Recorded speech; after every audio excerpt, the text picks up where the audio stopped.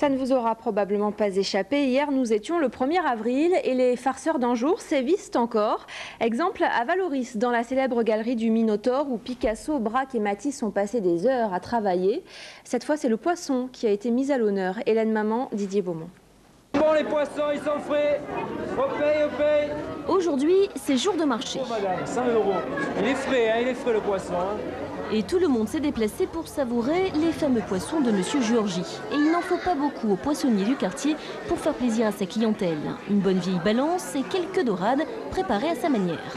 Chez Monsieur Giorgi, les poissons ne sont pas à consommer, mais à collectionner. Claude Giorgi est artiste, il travaille sur le thème de la mémoire de l'océan. Et depuis 3 ans, chaque 1er avril, il vend ses sculptures au poids. C'est le deuxième, c'est le début d'une collection. Je récupère des matériaux dans la mer, des bois flottés, dans les épaves, je plonge et puis je constitue les pièces et puis après je les expose. C'est la naïveté, c'est l'originalité, c'est incongru, il y a beaucoup d'humour. La farce à l'art, oui, mais pour remplir quoi ?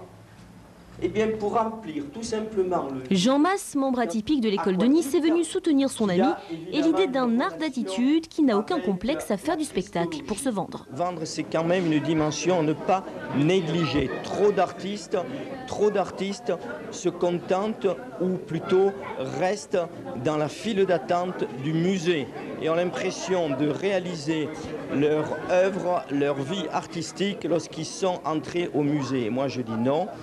À la fin de la journée, notre poissonnier n'a pas fait fortune, mais il s'est fait un peu mieux connaître du public. Claude Giorgi rêve maintenant du jour où il fera une pêche miraculeuse.